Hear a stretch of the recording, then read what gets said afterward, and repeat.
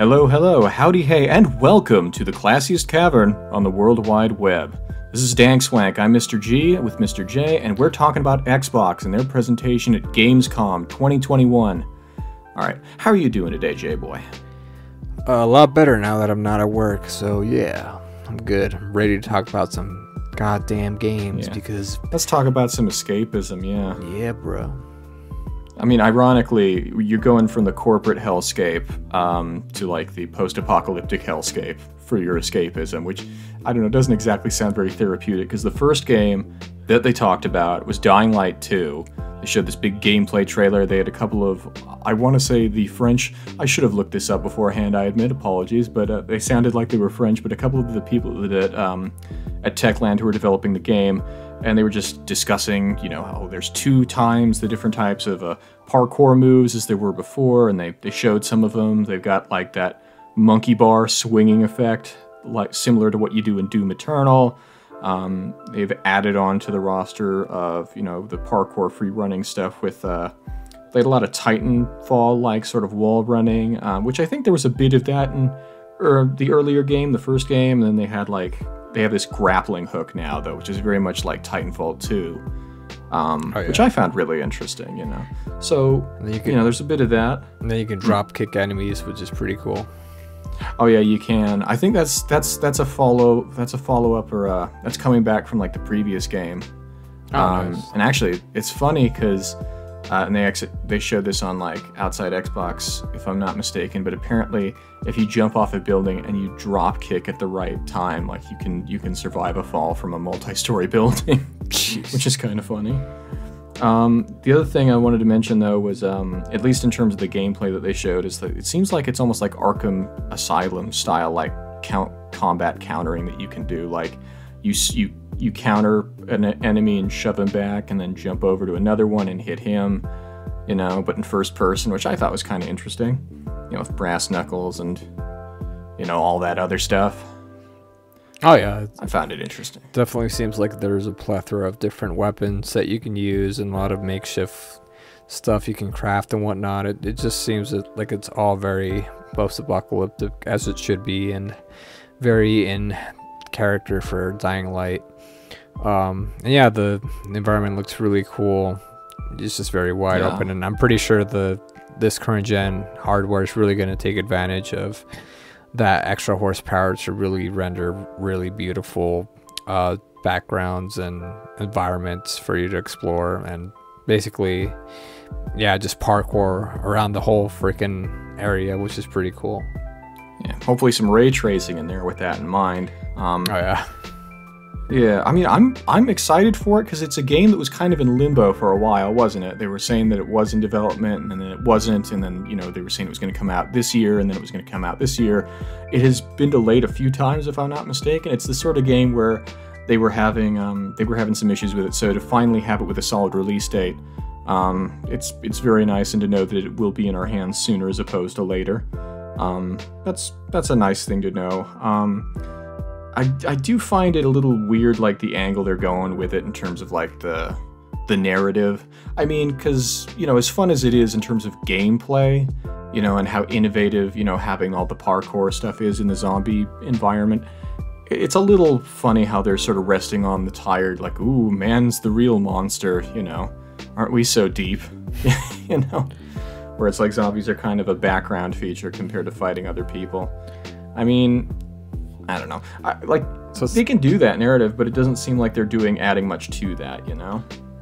Yeah, it just kind of seems like more of the same, to be honest, a little bit. But of course, with improved graphics and taking advantage of course, ray tracing, and yeah, I mean, I think it'll be a decent game at least. I know my dad's definitely gonna play because my dad we played Dying Light like crazy. He put so many hours into those games. Yeah, I didn't know that, because I know he's, you know, like The Last of Us, Uncharted and stuff like that. He's a big Naughty Dog fan. I didn't know he was into Techland stuff. Dude, my dad has put like thousands of hours into Last of Us factions multiplayer. It's crazy. Yeah, I'm pretty sure he's gonna put a whole lot of hours into whatever The Last of Us Part 2's online mode will be whenever they announce that, because I know that they're like developing that as a standalone sort of thing. So I don't know, hopefully it lives up to expectations as well. Anyways, that was kind of a tangent, but yeah. Oh well. You know what I didn't like about that first presentation with the developers is like they showed the trailer, of course, and then they went into a part where they were just like kind of talking about like the different gameplay mechanics and stuff like that. And then they didn't even show any footage of that, which is kind of dumb. It was just kind of like really awkward listening to them kind of describing what was going on, and they're not like really showing that on with like gameplays. I just found that kind of not to bring up that like game, but it was a little sus, if you know what I mean. Well, no, I get what you're saying. I mean, I think like some of the gameplay, it did show a lot of the new, like a lot of stuff sort of in the ballpark of what they were talking about. Like they were talking about like there's a whole bunch of new parkour moves, and you know, there's a bunch of new ways to fight enemies, and they did show that. It would have been nice if they showed like, cause they start rattling off names and they start talking about it's like, oh, we got 2 times the animations. You're right, it would have been very, very nice if they had taken a moment to, like, while they were talking, just cut to some gameplay footage of it actually happening while they were talking about it, because just, you know, like, they showed enough for me personally to be confident that it's like, you know, they aren't talking out their butt, so to speak. They are actually, you know, devoted to this, and they do have that. It's possible that, you know, even with the game this far away, it might not be ready. You know, that the stuff that they're talking about, it's like the animations aren't quite done, and maybe that's why they haven't shown it. It's weird though, because the game's coming out in December, right? So that's kind of... Yeah, but that's what I'm saying. It's like they might be... that's the thing. They might be trying to pull it together at the last minute, some of this stuff, you know, because that's the thing with game development, right? It's like we saw with Cyberpunk. It's like they needed to delay it, and, you know, all this other stuff. It's like, well, you got to keep pushing it back a few weeks, just a little bit more time to get it done. Hopefully, you know... It's like we would hope that's not the reason. You know, I'm confident based because I played a little bit of the first game and I thought it was really fun. So, you know, I'm sure that, you know, at the end that they'll pull it together. If they end up delaying it, you know, I don't mind as long as it means a better game and as long as it means the devs aren't, you know, crushed by crunch. They definitely will be. That's a given. Especially in this day and age where I feel like Corona kind of even made that worse because of like they've been just delaying that. Well, I mean, of course they're delaying games, but then you're having people work from home, and I don't know, maybe they're having them crunch while at home, and you know, it's just even worse. Yeah, I mean, I hope that they mitigate that as much as possible. I mean, it looks like a great little, you know, I say little, it's a massive game. It looks like a great big zombie game, but you know, hopefully it lives up. It's been 6 years since the last one, so you know, fingers crossed. So yeah, but it looks good. I'm probably going to end up playing it at some point, at least for a little bit. If they have a demo for it like the last one, I'm definitely at least going to jump in, see if it's worth it. Looking forward to it. The next one that they were talking about, a big one, at least in terms of like technological achievement, and also, you know, for people who are particularly nerdy, it does give off a very sort of you know, dad with his train set vibe. Flight Simulator, Microsoft Flight Simulator. You know, there's, you know, a little interview going on. The guy who was doing the interview put on his aviators, you know. Oh god, yeah. A lot of cheesy pageantry, but at the end of the day, you know, it's the game that matters. And with that in mind, it's, you know, they did talk about a few new little things. Update number 6, they're going to be doing, or they have, I should say, because the update's going live like right now. They've got a bunch of things that they've added to it to update and spruce up the regions of the world, like that sort of Eastern, sort of European, like, you know, Germany, Austria, Switzerland. You know, I don't think that's Eastern Europe, dude. That's just Europe. Oh, that's just just Central Europe. Oh yeah, Central. My bad. I was gonna say it'd be more Russia then, wouldn't it? If it was Eastern Europe. Yeah, like I don't Russia, know geography, man. Ukraine and. How do globes work? How does the world work? But yeah, but they're updating, you know, some of the European regions, sort of putting new little landmarks in there, you know, different cathedrals and stuff, and it does look really interesting. They were talking about how, yeah, they're working on a Top Gun DLC, You know, for Maverick, that's sort of coming out in tandem with the movie, and how they had to delay that for it to be with the movie, which, I get it, business decision. At the same time, it would be nice if it were to come out right now. You know? Oh, yeah. I'm just wondering if you're actually going to be, like piloting that F-18 or whatever they're having. I think that's what like, the big thing for it. Yeah, I think that's the big thing. It's a new plane that's supposed to be from the movie. Oh, dang. Kind of surprised that they're doing this partnership with Microsoft, a flight simulator, not like Ace Combat. I feel like Ace Combat would have jumped on that. Yeah, that is weird. Yeah, that would make a lot more sense considering all factors, because I don't think, like, Microsoft Flight Simulator doesn't have any combat mechanics in it by any stretch, you know. It's very much a... not yet. Well, we'll get to that, how there's some more competitive stuff that they revealed, but, yeah, that is interesting. Sort of on the subject of missions, though, while there isn't any combat, they're talking about there's new discovery missions that they're going to add. There's going to add some sort of an equivalent of like a sort of a more historical angle. They call it local legends, where they talk about different planes and pilots, you know, in history. I don't know if they're going to go back to like is it the Kitty Hawk? What was the one the Wright brothers flew? Oh yeah, one of those. Yeah, it's like, you know, talk about historical bits of aircraft. And on that note, one of the ones that they were really highlighting is there's this World War II sort of German plane that they're bringing back in, that they laser scanned for photo accuracy, and they got a bunch of reference from pilots for how it flew. I thought that was really cool, just going into the depth of, you know, how they go into it. Oh yeah, see, and they got how they're showing all those like photogrammetry scans of the planes with the museums that are providing the actual models for the planes as well. I think that's pretty cool. Yeah, and knowing that those models are getting given back too, like to all these places for historical preservation purposes, you know, as a resource. That's really cool to know. Sort of going from, you know, mid 20th century to a sort of distant future 21st century. They were talking about how there was that personal transport, like EV sort of helicopter that they have, the Volocopter. I mean, I think it's interesting, the Volocopter, but I wonder if, I don't know, past a certain point, a lot of this stuff is used for advertising for different companies, isn't it? You know, pretty much. Whether it's this or Forza or something, you know, we got to have the new Range Rover, we got to have the Volocopter, you know.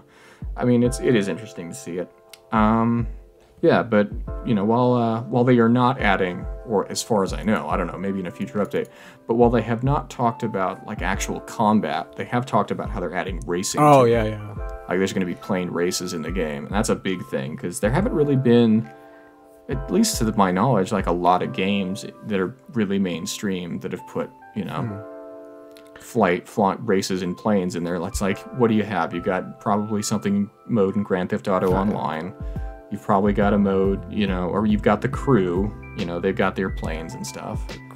But to have something that's like a devoted, you know, air transport game, a devoted game that's all about taking stuff to the skies.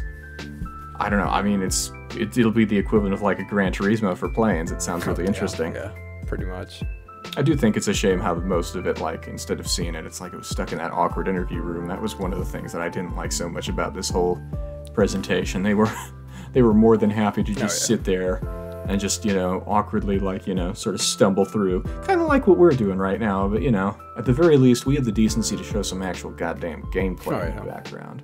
That's basically it for Flight Simulator, isn't it? There's going to be a bunch of updates coming sort of either right now or later this year towards the end of fall. I wish I could play it, but I don't know if I feel like downloading a 150 gigabyte game file just to do that.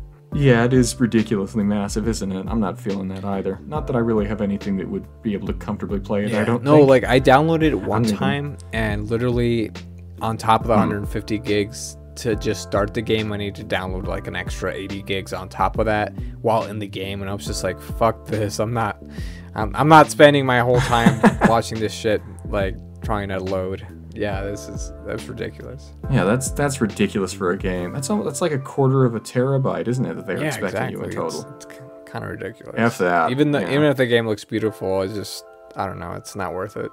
Yeah. So if you've got enough storage space and a good enough rig, it's worth it. Otherwise, don't. Pretty much. Or at the very least, like, play it on the Xbox One or something. Or Xbox Series X, excuse me. I don't think the Xbox One could run this if it tried. It would probably, like, catch on fire. Probably. So that's it for Flight Simulator. The next game that they were talking about is it's Into the Pit, which, well, I say talk about it.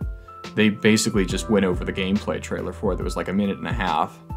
But, I don't know, in a way, I took note of it just because it was such a distinct sort of departure from the previous games that they were discussing, because there was a lot of conversation, a lot of awkward stammering. This one, just show the gameplay. That's all that they were doing. It was very nice to see. It's like you're dual wielding, like you're basically like doing what you do in like Skyrim, where you're dual wielding magic with one hand and the other. They're color coded like, you know, like the portal gun. There's an orange hand and a blue hand, and it looks really interesting. It's almost like a like one of those really old school sort of like Quake or Doom, the way it's like your circle stray thing, and you know, while shooting an enemy, and it looks like a lot of fun. Surprisingly brief for a game that's coming out so soon. It's coming out October. Yeah, it's shockingly soon that we're getting that. It's kind of like, Doom meets like Elder Scrolls Oblivion, huh? It would have been nice to see a little bit more, see somebody talk while some of the gameplay was going in the background. But then again, this is sort of a low budget sort of thing, isn't it? Like, it's probably like a really simple sort of thing. You know, it's not exactly a AAA release, is it? No. I say that, then we hear that EA or Ubisoft is publishing it. Right. But anyway, regardless, it looks fun. That's Into the Pit. Age of Empires, I gotta admit, it was just a big interview, so I just skipped it. Same. I was not gonna listen to all that. I mean, you know, I skimmed it. It's like they're talking about, oh, here's the trebuchet, and here's how they shot it, and here's the bows and arrows, and like we've got little videos that talk about it. It's like, yeah, I mean, it's interesting, you know, but at the same time, it's like, if we're at Gamescom, it's like, I don't know, it would have been nice to see a little bit more of the action and stuff, and ultimately, you know, it's like knowing how Age of Empires looks. You know, again, it's sort of the father's old train set sort of thing in terms of the presentation. So it's not exactly the sort of thing where it's like, you know, you see all this footage of these people, you know, actually shooting bows and arrows, and it's like, that's not at all what the game's like. Like, this is entertaining. Yeah, it's like, you know, I would watch it on History Channel, you know, but I'm not sure I'd be playing it because of it. Well, I'd watch it on History Channel after they're done showing all the alien stuff. Alright, so the next one wasn't a game, but it was a way to play games that's I got mixed feelings about. They were talking about cloud gaming quite a bit. You know, they had a little trailer going that's talking about how significant this is, and you know, how impressive it is. And the big selling point, it's like, regardless of your hardware that you have, regardless of what you're playing on, whether it's an Xbox One, an Xbox Series X, your phone, your tablet, your PC, regardless, you can just jump straight in and just play the game, you know, which is kind of funny because that's basically the selling point that consoles used to have on disc. It's like you just put the disc in and you play. Okay. Kind of funny how that works. Although, in all fairness, you don't even have to do the put the disc in part of it. You just have to have an internet connection, which is nice, you know. It has to be a good internet connection though, or else it's gonna lag like crazy. The frame rate's probably gonna be shit. Well, yeah, that's the rub, isn't it? It's like all these people talking about, oh my god, the 60 frames per second is so smooth. It's like yeah, because you're using Microsoft's Wi-Fi, of course it, you know. I mean, you're using their servers to basically play the game. Yeah, exactly. Well, I do wonder, like, it's nice, and it's sort of, like, I think this sort of thing could work primarily because it's not the sole way you're playing games. Like, you can still go into a Best Buy and buy a physical copy of a game for the Xbox Series X.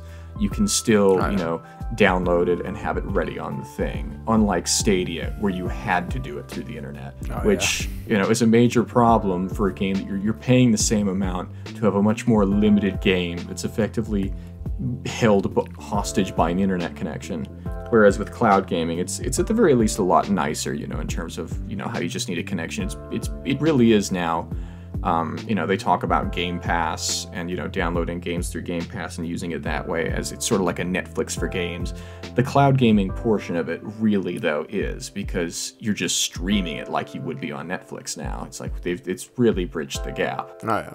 And you don't need to pay full price for that. Well, I say that. You do have to pay for an ultimate subscription, which is a pretty penny, isn't it? It's like $15 a month, isn't it? Oh, yeah. Or is it more? 15. Yeah, it's 15 a month. Yeah, that just seems, I don't know, man. All these streaming services that want all of it. It's, I mean, I do get nervous that it's going to end up being like how Netflix was, where, you know, you could run the gamut of every genre, you know, watch anything and everything. But now that all these other groups have done it, you know, it's like Disney has theirs and Hulu has theirs and, you know, Universal has theirs and Apple TV. All these wonderful things that we have now been, like, everything's behind their own little subscription service now. And I do worry that it's going to end up that way, where it's like EA Play just decides we're not putting, you know, just holds all their games hostage, and Ubisoft does it, and they're already starting to. So, oh well. I just, the only other paranoid concern, this is the final tinfoil hat thing for this section, is just about how this might be like trying to ease in and like sort of groom players to like accept like, yeah, games are just streamed. You don't never really need to own them. You can just rent them. And it's just like, I don't know. I mean, because, I mean, hell, they already tried to launch a console that essentially sold you games that you only streamed with Stadia, so I don't know. Next thing, they did get back to games after that. They talked about a Stray Blade, which, as far as I could tell, is this Souls-like. I did find it kind of funny. It's like they've got a little furry character in it, though. Oh, It's yeah. this tiny little, you know, looks like something out of Ratchet and Clank. It's like a pygmy version of whatever Ratchet is. He did wear his mask over his nose, which I did appreciate. You know, flatten that curve, baby. Oh, yeah. It was nice for them to show stuff that was at least seemed to be in engine or like of gameplay. They did give one promise in it though that is kind of vague, and you know it would be nice to know more details. And that is the promise that the decisions you make in the game shape the world around you. Kind of a Peter Molyneux-esque sort of, you know, kind of statement there. A lot of it was, you know, it's like they show the scene, it's like, ooh, it's this desolate wasteland now, and the implication it's because of your actions. But beyond those details, it's like, well, we'll see. It's supposedly coming out either next year or the year after, depending on delays, so yeah, we'll see. I mean, it'll be a better Red Panda fighting simulator than Biomutant was, probably. Most likely. Alright. So now we're into something that's more the big guns, a game that was multiple console generations in the making. It's Psychonauts 2. It's launching within the next few days. Well, I say that, by the time we're done, this is uploaded, I think it'll have launched. That's launch day, if I'm not mistaken. So yeah, we're recording just a few hours away from launch. It's coming out the 25th, if I'm not mistaken. So yeah, they showed the launch trailer for the game, you know, just showing some more gameplay through that. I was going to say, there's not really much we could say that hasn't already been said by all the critics who've actually had a chance to play the game. Apparently, at least if Easy Allies and a few other reviewers are to be believed, it's excellent.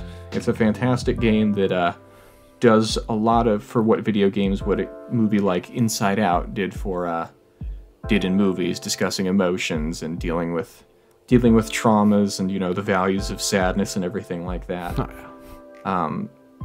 So, and the good news is you actually get to play it, and you get to beat up your negative thoughts. Okay.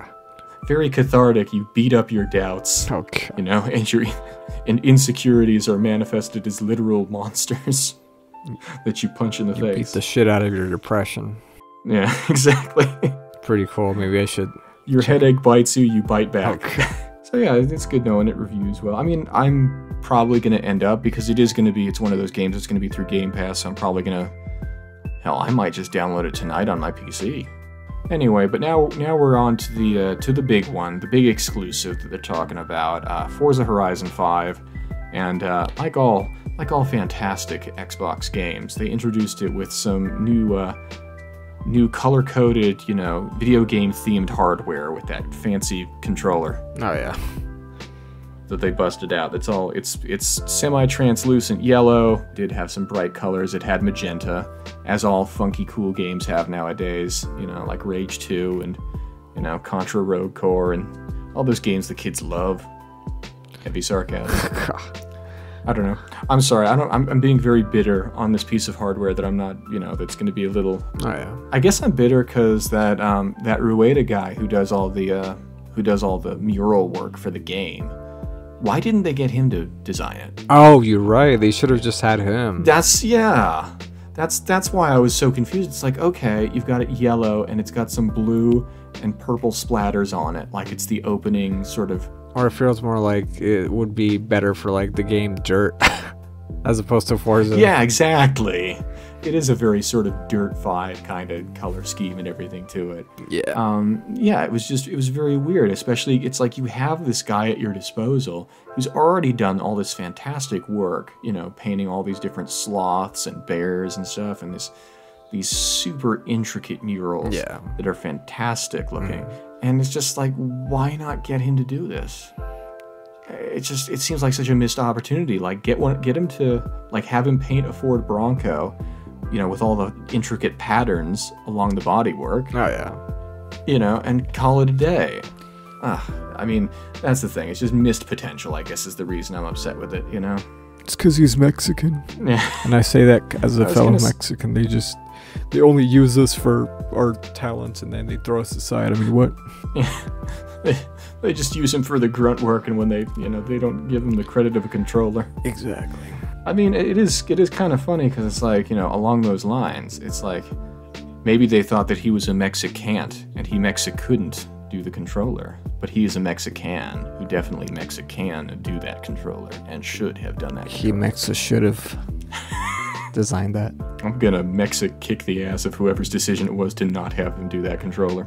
That's all I'm saying. Yeah, same. So, yeah, you know, that was the big intro. It's like, okay, some hardware. I did find it kind of cheesy how they attached, like, a bonus, like, DLC to it. That's kind of cheesy. Oh, yeah. They did show the first 7 to 10 minutes of the campaign mode, which you would know better than me, because you actually, like, I just skimmed through it because I'm trying to keep it as minimal knowledge as possible, so when I enter the game, it's fresh, and spoiler-free. I experience it for the first time playing it. Yeah, somewhat spoiler-free. I do know the basics, though. Like, I know that they kind of have like a Fast and Furious opening where they're dropping from a plane, right? Oh, yeah. And they got the dude in the radio. He's like, bienvenidos or some shit. Yeah. Welcome to Mexico, cabrones, or some shit like that. Yeah, exactly. Except they can't say that because it's freaking rated E for everyone. Well, that's actually funny you mentioned that about the rating, because apparently they've put out a speculative ESRB rating for it, and they're thinking it's actually going to be rated teen. Oh, wow. Which is kind of interesting, yeah. Well, which is interesting because it makes me wonder, well, what's in the game? Maybe they do. It's like people have been jokingly talking about how, you know, it's like, oh, maybe, like, haha, there's going to be the El Chapo mission. Oh, God. There's going to be, you know, there's going to be the cartel mission. Well, if it's going to be rated T for teen, maybe they are getting a little more into serious subject matter, but I don't know, maybe not. I don't know. Maybe they're just throwing in more crude humor and some Mexican sense of humor stuff into there that can be a little bit more crude and like, yeah, like a little bit more mature. So, maybe. I don't know. Maybe they're a little bit. And I say this as someone of that heritage. You know, we can be pretty crude with our humor sometimes. Yeah. It's not racist if a person from that race says it. Look at Candace Owens. There you go. Okay. Don't look at her. She's terrible. Yeah, she is. Not to get political, but also to get political. But yeah, you know, I get what you're saying. You know what I think it might be too? It's speculated to be rated T for teen is because some of the content in there is more #woke. You know. Oh yeah. Maybe it's some of that she, her, you know, they, them pronouns and stuff that they're talking about putting in. Maybe there's something involved with that, you know, talking about gender identity. You know, maybe it's because you get into relationships with people and stuff in the game. Are we going to have a Mass Effect style sort of, you know, sort of romance system in the game, maybe? Oh, God. I don't know. I'm just speculating, but I do find it very funny that that's the rating it's tentatively having, is like it's going to be rated T for teen, which, you know, again, in a certain way, I kind of like it because maybe it's going to have it opens. I was just going to say maybe it's rated T for teen because it's going to have one of those expat white girl summers in Cancun or Puerto Vallarta type missions or something. Oh yeah. Like there's slight references to alcohol and stuff in there. Yeah, they're like, yeah, let's get wasted and freaking Cabo San Lucas or some shit. You know, typical frat boy or sorority girl spring break in Mexico type shit. The kind of stuff that like destroys like the environment. Yeah, because the sort of stuff that makes natives resent those people. Exactly. Basically. Or just like, yeah, just the local people just resent like Americans, as they should. Yeah. American tourists are the worst. Let's just get that out of the way. Well, especially the sort of American tourists that end up going there, because it's not exactly like middle-aged sort of people who are just like there to see nature. It's people who are going there on spring break that are like, you know, shots. You know? Yeah. Regardless of which way it's going, though, I am excited for the higher rating, because in a certain way, I've kind of felt like with them trying to appease as broad of an audience as possible, like, you know, it's gotten kind of kiddie, you know? It's like they're really trying to, it's like, you know, there's more money, the more people can play it is the idea. As if anybody really cares about the ESRB, but you know what I'm saying? It's like that's the thought process behind it. So with that in mind, this might free them up. It's like we won't have things censored weirdly in songs, like just abrupt cuts in music, you know, that's on the radio anymore, maybe. You know, the rating might at least open them up to have more interesting storylines and stuff that they wouldn't feel confident broaching with a lower rating, or have the tools at their disposal to, you know? In terms of discussing like the history of different regions, like, I mean, maybe that's part of it too, like they're going into detail about like the history of like the Aztecs or the Mayans. It's like there's some notably non-rated E for everyone stuff in there. Oh, like the human sacrifice stuff.